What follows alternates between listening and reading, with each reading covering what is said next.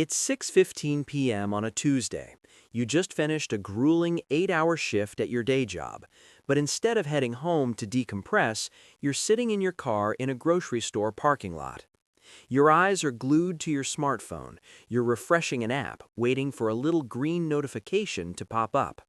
There it is, a delivery request for $12.50. You tap it instantly. You feel a small surge of dopamine, a sense of productivity and pride.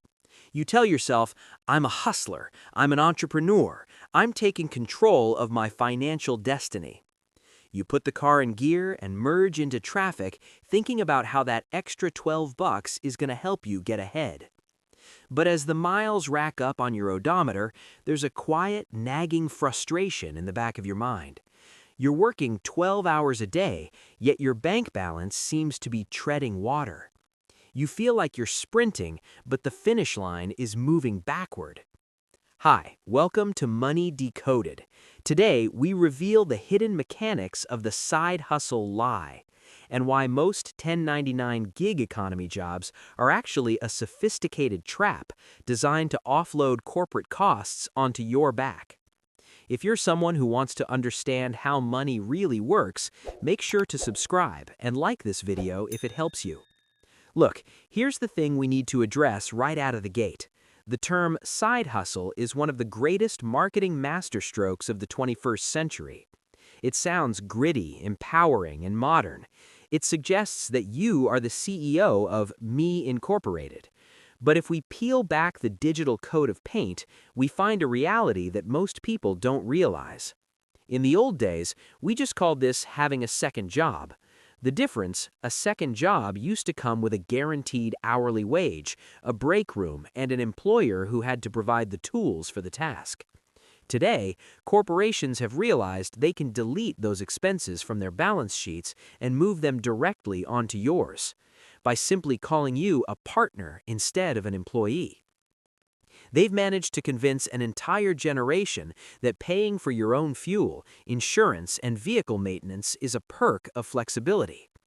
Let's look at the math, because this is where the freedom of the gig economy starts to look like a high-interest loan against your own future. Most people driving for rideshare or delivery apps see a gross earnings of, say, $25 an hour and think they're winning. But in the world of professional finance, gross numbers are an illusion. Net numbers are the only truth.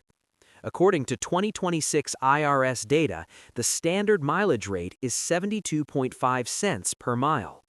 If you're a gig worker, you are the HR department, the maintenance crew, and the insurance broker. You are absorbing every ounce of risk that a corporation used to carry. Here's a concrete example. Imagine you hustle for 4 hours and make $100. You feel great, but first the IRS wants their 15.3% for self-employment tax, money your boss usually splits with you at a W-2 job. But here you pay the whole thing because you are both the employer and the employee. Now you're at $84.70. Now let's talk about the silent killer of wealth, vehicle depreciation. If you drove 60 miles during that shift, that's $43.50 in actual operating costs. That includes gas, tires, repairs, and the lost resale value of your car. After the math settles, your $100 hustle left you with exactly $41.20. Divide that by 4 hours, and you're making $10.30 an hour. That is below the minimum wage in almost every major city. You aren't making money, you are effectively liquidating your car's value into cash to pay today's bills. You are literally eating your car to stay alive. Now, you might be thinking, but I need the flexibility. I can work whenever I want. And look, I hear you. Flexibility is a powerful psychological drug. But here's where it gets really interesting. Corporations have gamified your survival. They use variable rewards, the same psychology used in Las Vegas slot machines, to keep you hooked. You get one $20 tip, and your brain ignores the 3 hours you spent sitting in a parking lot earning $0. They've offloaded the risk of downtime onto you. If a restaurant is slow, a W-2 waiter still gets a base pay. If an app is slow, the corporation loses nothing, while you lose your most precious asset, time. They have created a labor force that is on call 24/7 without having to pay a single cent for that availability. This is what most people don't realize about the health insurance side of the equation. In a traditional corporate structure, an employer might spend $15,000 to $20,000 a year on your healthcare premiums. By shifting to a 1099 model, companies have essentially performed a multi-billion-dollar heist of worker benefits. They've pushed you into the individual market, where premiums are projected to rise by another 18% this year. If you have to pay $800 a month for a silver tier plan with a $6,000 deductible, your first 80 hours of hustling every month are spent just to stay insured. You aren't an entrepreneur, you're an uninsured risk bearer for a billionaire's spreadsheet. You are providing the capital, the labor, and the insurance, while they provide an app and take 25% of the top. Let's talk about the equipment trap. When a company hires an employee, they provide a laptop, a desk, and a chair. In the gig economy, if your phone screen cracks or your transmission blows, the platform doesn't care. In fact, the algorithm might even penalize you for going offline. You are responsible for the uptime of a multi-billion-dollar service, but you receive none of the equity in that service. Here's a shocking statistic. A 2025 study found that over 60% of gig workers had to delay essential vehicle maintenance because the hustle didn't pay enough. This is the definition of a debt spiral. You are borrowing against the safety of your vehicle to pay for today's groceries. Furthermore, the psychological shift is even more insidious. The side hustle narrative has created a culture where rest is seen as a weakness. If you aren't monetizing your hobbies or your spare time, you're told you're lazy. This leads to context-switching fatigue, when your brain is constantly jumping between your main career, your delivery app, and your online shop. When your brain is constantly jumping, you lose the ability to achieve deep work. Deep work is where the real money is made. It's where you master complex skills that command high salaries. By keeping you in a state of fragmented labor, the gig economy ensures you never have the mental bandwidth to escape it. Now, some of you might argue that this is just the new economy and we have to adapt.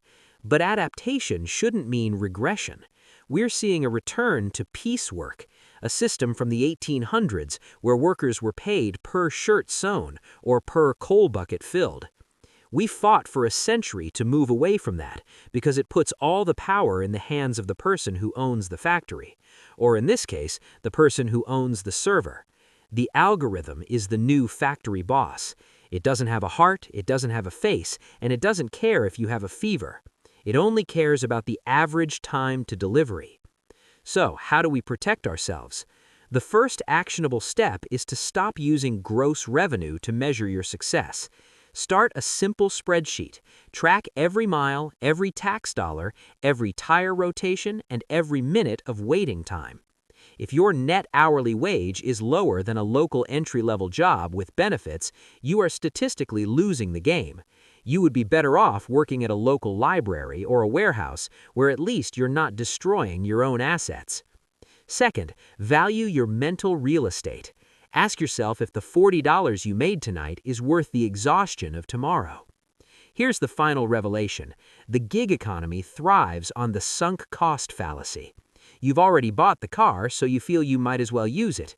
But real wealth doesn't come from renting out your tools and your body to an algorithm. It comes from owning the platform, the asset, or the skill. Most side hustles are just ways to stay busy while remaining poor.